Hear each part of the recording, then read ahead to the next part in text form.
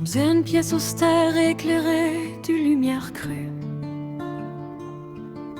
Mélania prit la parole devant l'assemblée. L'atmosphère était solennelle et empreinte de calme, tandis qu'elle faisait l'éloge de l'homme marié. D'une voix douce et d'un regard assuré, elle brossa un tableau d'une beauté saisissante. Donald est un homme d'une grande délicatesse, qui n'a jamais peur des autres. Il ressent la douleur, comprend le tourment. Il fait preuve d'empathie à chaque instant. À peine ces mots prononcés, une réaction incontrôlable se produisit. Un souffle, un léger mouvement, comme si le sol se dérobait sous nos pieds.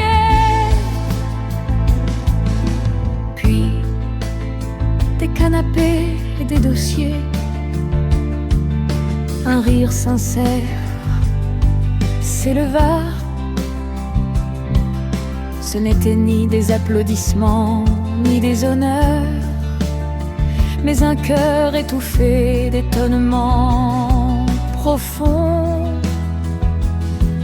Les journalistes pliés en deux regardaient les sièges, regardaient les taureaux. L'empathie et le blond, quelle drôle d'association! S'exclama un vieux baron en riant.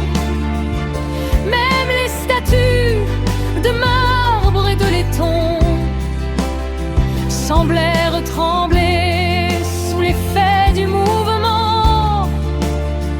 Mélania resta figée,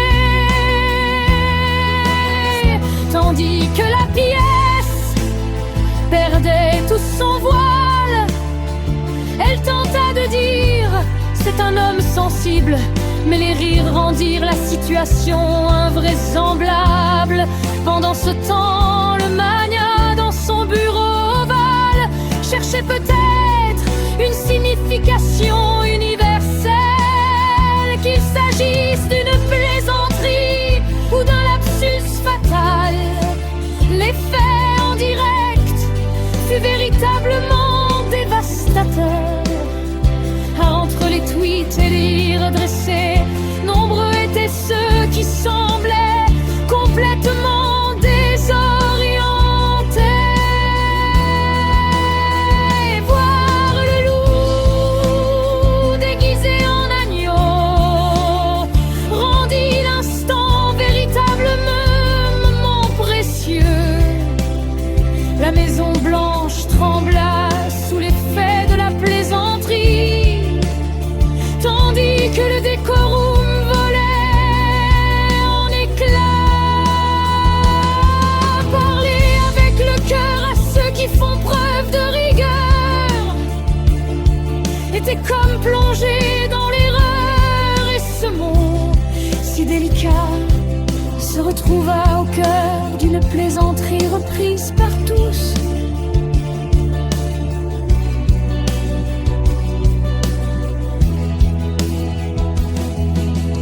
Ainsi la première dame, dans sa belle robe, comprenit que le concept avait été trahi. Un discours ne suffit pas à convaincre si le monde entier refuse de céder.